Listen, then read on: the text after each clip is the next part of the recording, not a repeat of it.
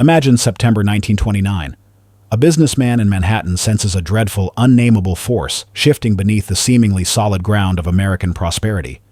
Stock prices have been climbing for years, but he sees the cracks forming under the surface. Acting on pure instinct, on a Tuesday morning, he walks into his bank, presents his passbook, and withdraws every dollar he owns in cash, $12,000 in bills, which he tucks into his briefcase. By Thursday, just 2 days later, the markets had collapsed with a violence that would echo for generations. Banks across the country were failing as panicked depositors lined up outside locked doors. But this businessman was safe because he had his money and he could survive the storm. Now, try to imagine yourself doing that same rational act of self-preservation today, in 2026. You sense danger and attempt to do what the 1929 survivor did. Withdraw your wealth and get to safety before the crowd realizes what's happening. You log into your 401k account and see $180,000 saved over 20 years. You click withdraw, but a penalty calculator appears instead. You're immediately hit with federal tax, state tax, and the 10% early withdrawal penalty for touching your money before age 59 and a half. Your $180,000 instantly becomes $98,000 before you see a single cent. But here is the mechanism that makes the modern system truly terrifying. The withdrawal does not execute immediately. It enters a processing queue, taking 7 to 10 business days under normal conditions. During a financial panic, when everyone is trying to exit the system simultaneously, those systems can freeze entirely. This isn't because your bank is failing, it's because modern finance was designed to prevent exactly what the 1929 businessman did: escape. This is the difference between 1929 and 2026 that virtually nobody in the mainstream media is discussing. It's not just that another crash is coming, the economic cycle ensures that. It's that when it arrives, you won't be able to do what previous generations could: grab your money and run. Your wealth is trapped inside digital systems with time locks, penalty gates, and legal restrictions that slam shut when everyone tries to leave at once. Every single mechanism trapping your savings was built deliberately, not to protect you from bad decisions, but to protect the system from you making the perfectly rational decision to save yourself when disaster approaches. The 1929 crash was devastating because of speculation, leverage, and debt.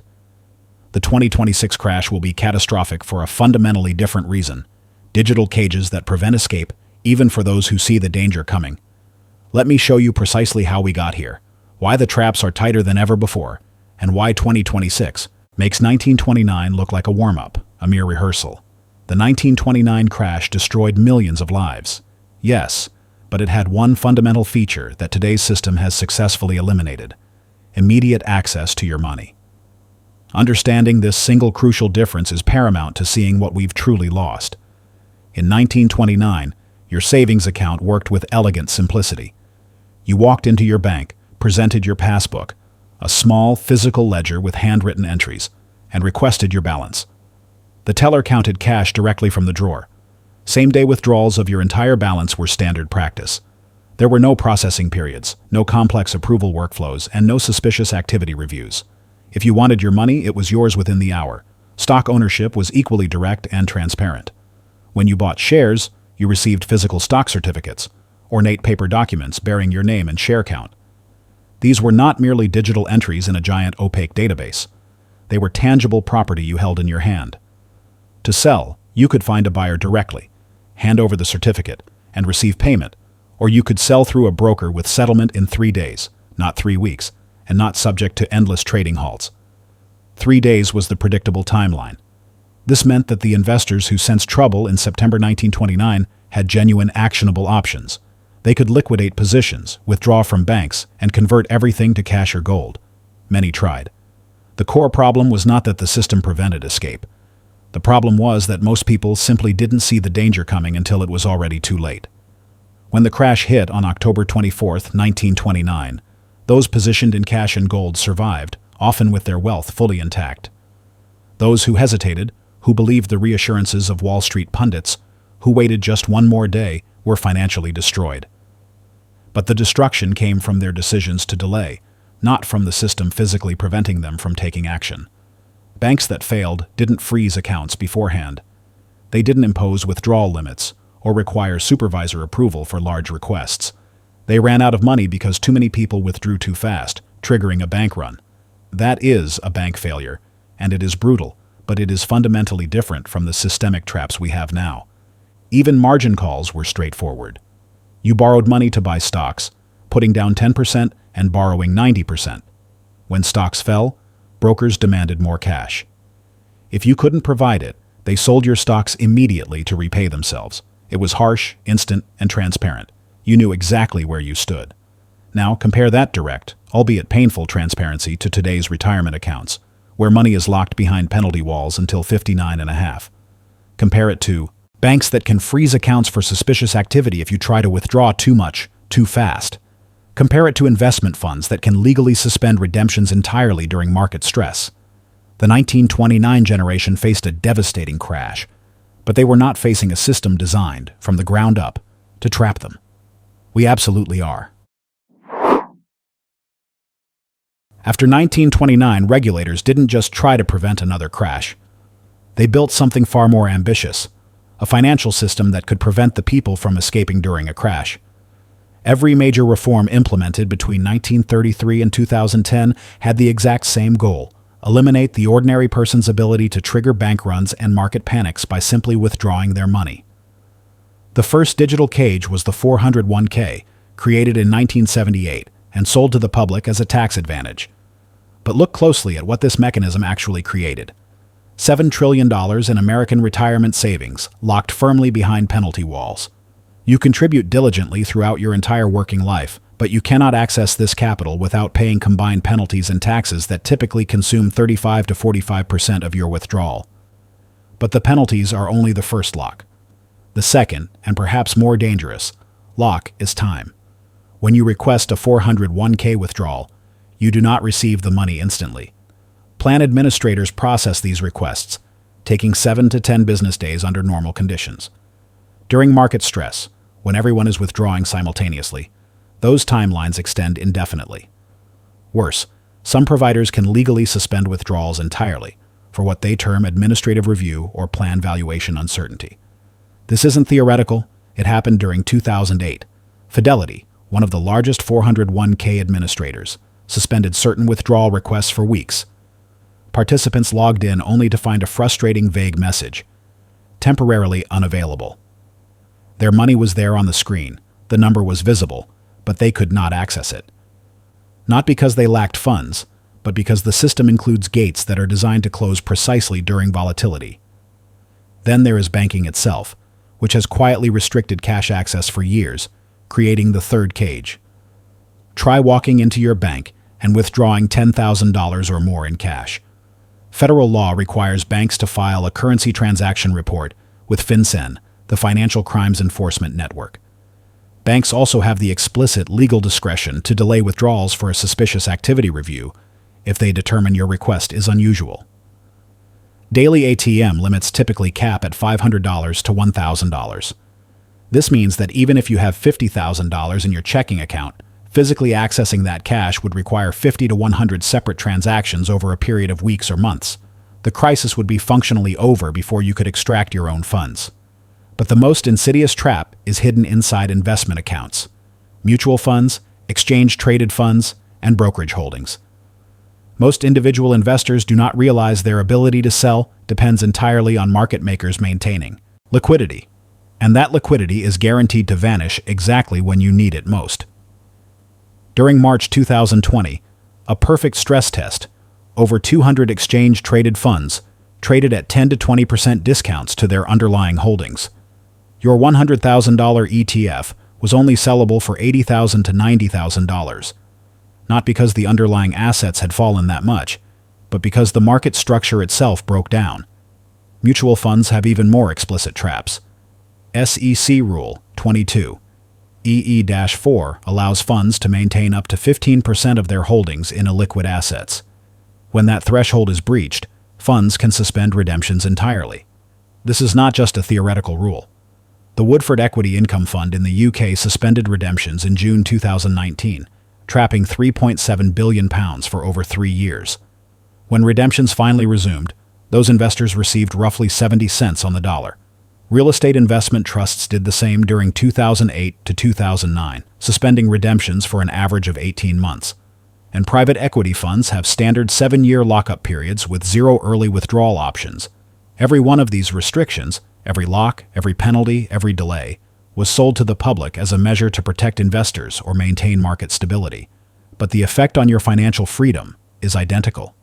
Your money is no longer accessible on demand. It is accessible on the system's terms, according to conditions that can and will change during a crisis. The 1929 investor could grab cash and run. The 2026 investor will click withdraw, see a loading screen, and discover the request is pending, subject to delays or suspension if conditions deteriorate further.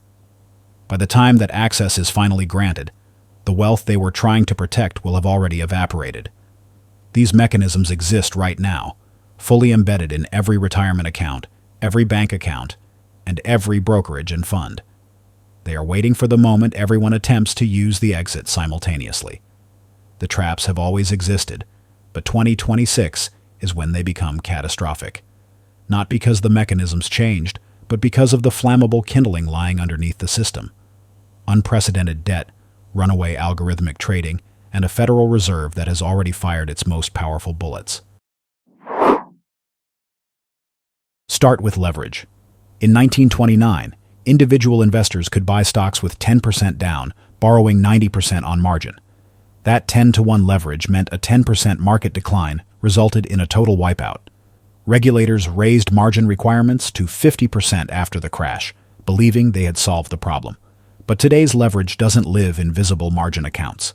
It lives in opaque derivatives, complex collateralized loan obligations, and hidden private equity structures, creating 20 to 50-to-1 leverage that is shielded from public view.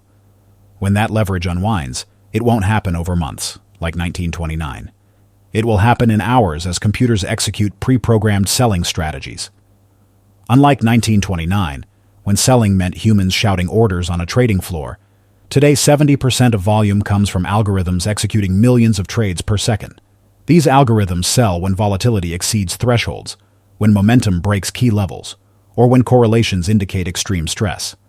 When one starts selling, it triggers others, creating instant, catastrophic cascades that move faster than any human can react. We saw a chilling preview in March 2020. The S&P 500 index dropped 34% in 23 days, the fastest bear market ever recorded. Trading halted multiple times by circuit breakers designed to let cooler heads prevail. But those halts didn't stop the underlying selling. They merely compressed it into smaller windows, creating even more violent moves when trading resumed. Now picture that instantaneous speed combined with all the traps I described fully engaged. You watch your 401k drop 30% in 2 weeks. You submit a withdrawal request, willing to pay the massive 40% penalty. The request sits in the processing queue for 10 business days while the market drops another 20%. By the time it is finally approved, you've lost 50%, and then you must pay 40% of what's left in penalties and taxes. Your $200,000 retirement account yields you a mere $60,000. And that is the best-case scenario. During peak crisis, administrators can invoke extraordinary circumstances clauses, legally suspending all distributions. You are left watching the numbers shrink, unable to act, trapped by systems explicitly designed for this purpose. Banking is equally fragile. Silicon Valley Bank collapsed in March 2023 in just 36 hours. Customers learned on a Thursday afternoon the bank was troubled. By Friday evening, regulators had seized it. Depositors with more than $250,000 had no access to that money until the following Tuesday when the FDIC created a bridge bank.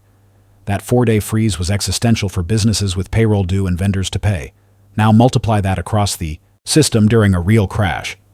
Not one regional bank, but dozens. Not a few billion in deposits, but trillions. The mechanics simply don't scale. The FDIC has roughly $125 billion in its insurance fund to cover $10.5 trillion in deposits. The math is indefensible if even 5% of banks fail simultaneously. This is why 2026 is potentially far worse than 1929. The speed is faster thanks to algorithms. The leverage underneath is exponentially bigger thanks to derivatives. Crucially, the tools to fight it are almost completely exhausted. Interest rates are already at 5%, leaving little room to cut. The Fed's balance sheet is already bloated from past quantitative easing. Government debt is at $35 trillion, leaving virtually no fiscal room for massive stimulus. And unlike 1929, when people could try to save themselves by withdrawing cash, the modern system has sealed those exits. The crash hasn't hit yet, but if you know where to look, the early moves are visible, not in the headlines, but in the quiet, decisive actions of the people with the most to lose: corporate insiders, sovereign wealth funds, and institutional investors. In the fourth quarter of 2024, corporate executives sold stock in their own companies at levels not seen since 2021. Insider selling hit $16.2 billion in just 3 months. These are CEOs, CFOs, and board members who see the quarterly numbers before they are announced. Sovereign wealth funds like Norway's government pension fund reduced equity allocation by 18% in 2024, shifting toward gold, commodities, and short-duration bonds. These aren't institutions that panic. When they reposition this defensively, it's because their models show risks that justify sacrificing upside to protect capital. And while all this happens, Wall Street cheerleaders repeat the same tired, dangerous lines used in 1929. The economy is strong. Corporate earnings are solid. This time is different. The Shiller P/E ratio stands at 39 as of October 2025. It was 32 before the 1929 crash and 32 before the dot-com bubble burst. It is now 23% higher than both those historic peaks. But apparently, artificial intelligence justifies valuations previous generations would have recognized as insane. Here is your so what factor. The yield curve has been inverted since July 2022, now over 3 years. Every recession in the past 70 years was preceded by a yield curve inversion. We are now 39 months into inversion, well past the normal lag time. All these warning signs are flashing while the trap architecture is fully operational. The ordinary investor is being told to stay the course, keep contributing, and ignore the noise. They are being positioned as the exit liquidity, the last buyers before the trap snaps shut. You can choose to acknowledge these traps and work within constraints. You can reduce exposure to penalty-locked accounts by redirecting new contributions to accessible savings, even if it means accepting a tax burden now. You can build cash reserves outside the retirement system, or you can do what the majority will do: trust the system, believe the reassurances, and assume this time really is different. Your grandfather in 1929 could grab his money and run. You can't, not anymore. But you can still prepare for what's coming if you act before the crowd realizes danger is real. Because once everyone tries to leave simultaneously, the gates close, the systems freeze, and the wealth you thought you had becomes a number on a screen that shrinks by the hour while you watch, helpless and unable to act.